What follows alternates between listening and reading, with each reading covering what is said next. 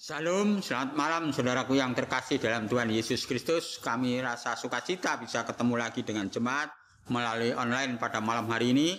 Mari malam hari ini kita kembali belajar firman Tuhan dalam ibadah tengah minggu.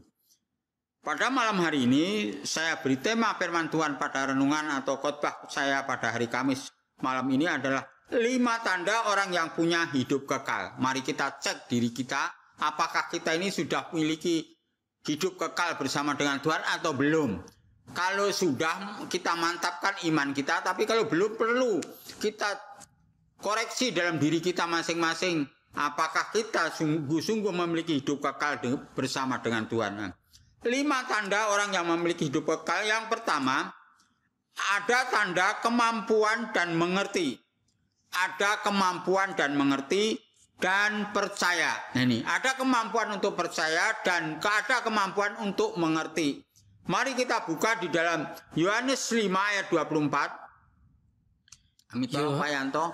Yohanes 5 ayat 24. Aku berkata kepadamu, sesungguhnya barang siapa mendengar perkataanku dan percaya kepada Dia yang mengutus aku, ia mempunyai hidup yang kekal dan tidak turut dihukum, sebab ia sudah pindah dari dalam maut ke dalam hidup.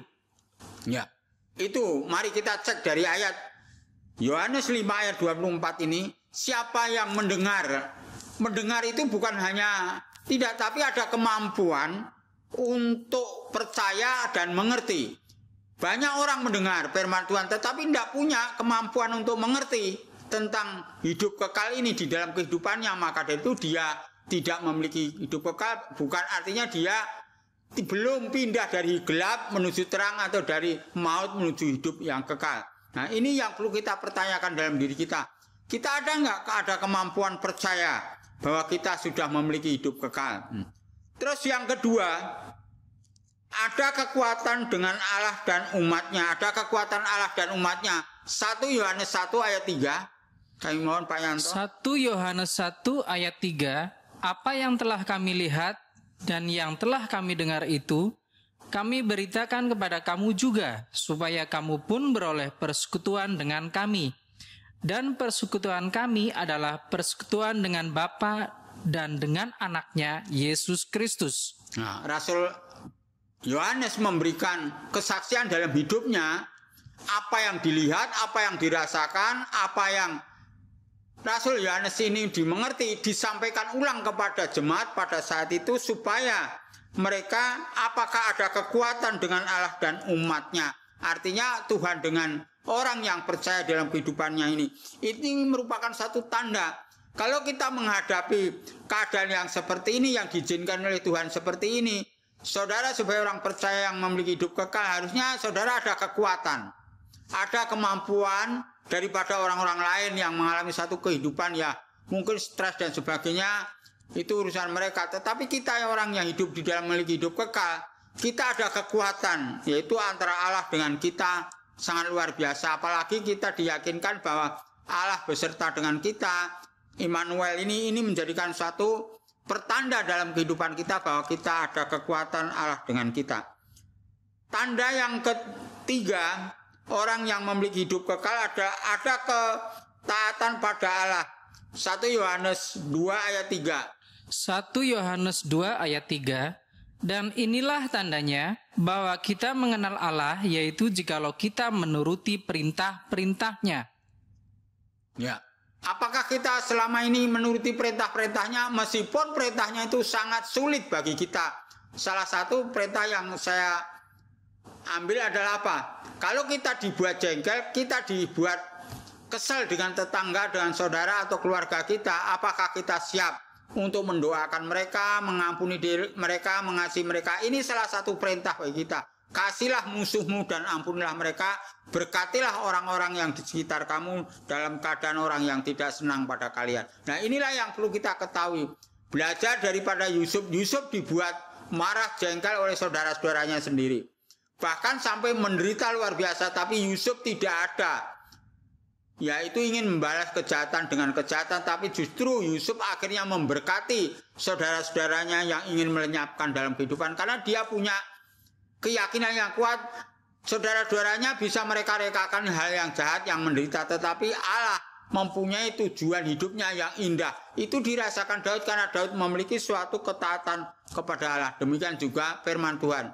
Kalau saudara meyakini firman Tuhan itu ya dan ya, benar di atas segala-galanya, lakukanlah dengan baik. Meskipun itu sekecil apapun firman Tuhan, mungkin seringan apapun, lakukan dengan baik. Apalagi kalau saudara bisa melakukan firman Tuhan dengan kuat luar biasa, ini menjadikan satu kesaksian dalam hidup kita sebagai orang percaya. Nah, kalau saudara ingin menerima suatu hal berkat dari Tuhan, coba saudara juga mampu memberkati kepada orang lain supaya mereka pun juga mengalami berkat dari Tuhan di dalam kehidupan tiap hari. Ini tanda yang ketiga bahwa kita memiliki hidup kekal. Yang pertama tadi mempunyai kemampuan mengerti dan percaya kepada Tuhan Yesus. Yang kedua ada kekuatan dari Allah. Yang ketiga ada ketaatan. Yang keempat sekarang ada tanda melakukan kebenaran. Kalau tadi ada ketaatan, tapi yang keempat adalah ada tanda melakukan kebenaran. 1 Yohanes 2 ayat 29. 1 Yohanes 2 ayat 29, jikalau kamu tahu bahwa Ia adalah benar, kamu harus tahu juga bahwa setiap orang yang berbuat kebenaran lahir daripadanya. Nah, ini dikuatkan kembali. Kalau kita tahu bahwa Yesus itu benar, kita harus mampu melakukan kebenaran yang dari benar itu sendiri, yaitu Tuhan Yesus itu sendiri. Maka dari itu, kalau dalam hati kita menunjukkan, wah itu kebenaran harus kita lakukan, lakukanlah dengan baik, karena itu kebenaran dari Allah yang melalui dalam hidup saudara. Ini adalah satu tanda bahwa kita mau melakukan kebenaran dalam hidup kita. Apalagi zaman sekarang ini, zaman udah benar-benar sudah dibalik-balik. Yang salah jadi benar, yang benar jadi salah, dan sebagainya. Kita harus orang percaya memiliki hidup kekal, harus punya pendirian yang kuat. Dikatakan ya, tidak, dikatakan tidak, artinya mau melakukan kebenaran dalam hidupnya. Nah, poin yang terakhir, yang kelima adalah tanda orang yang memiliki hidup kekal adalah apa? Ada tanda kasih kepada Allah. Ada tanda kasih kepada Allah. Ada cinta kepada Allah. Terdapat di dalam 1 Yohanes 3 ayat 14. 1 Yohanes 3 ayat 14, kita tahu bahwa kita sudah berpindah dari dalam maut ke dalam hidup, yaitu karena kita mengasihi saudara kita. Barang siapa tidak mengasihi, ia tetap di dalam maut. Ya, ini mengingatkan kepada kita, kalau kita memiliki hidup kekal, tapi tidak mau mengasihi dengan saudaranya, meskipun dengan saudara yang mengalami suatu mungkin cekcok atau mengalami apapun, tetapi tidak boleh tidak. Kita harus mengasihi saudara. Saudara bicara, saya mengasihi Tuhan, tapi dengan lingkungan kita, dengan sesama kita tidak mau menunjukkan kasih, itu sama aja masih ada di dalam maut. Meskipun kelihatannya secara fisik dia orang yang Kristen, orang yang percaya, tetapi dia perlakuannya tidak menunjukkan kebenaran atau kasih kepada Allah. Inilah yang perlu kita koreksi dalam kehidupan kita sebagai orang percaya. Amin. Ini 5 kebenaran firman Tuhan yang pada kesempatan malam hari ini kami sampaikan kepada saudara supaya menjadi bagian di dalam hidup saudara. Mari kita akan berdoa. Tuhan Yesus, kami datang kembali malam hari ini Tuhan, kami ucap syukur dan terima kasih Engkau telah memberikan suatu nasihat kepada kami, pengajaran, yaitu 5 tanda orang yang punya hidup kekal. Yang pertama, kita ada kemampuan untuk mengerti, percaya kepada Tuhan Yesus. Yang kedua, kita ada kekuatan dengan Allah. Yang ketiga, kita ada ketaatan kepada Allah. Yang keempat, melakukan kebenaran. Yang terakhir, kelima, yaitu ada kasih kepada Allah. Itu Tuhan menjadi bagian dalam hidup kami supaya kami dapat mengoreksi apakah kami ini sudah memiliki hidup kekal atau belum sesuai dengan firman Tuhan pada malam hari ini Tuhan. Tuhan, kalau selama ini kami belum bisa atau mampu melakukan kebenaran 5 kebenaran firman Tuhan malam hari ini, kami mohon pengampunan Tuhan, berilah keberanian kami untuk mewujudkan kebenaran firman Tuhan dalam sikap hidup kami sehari-hari Tuhan.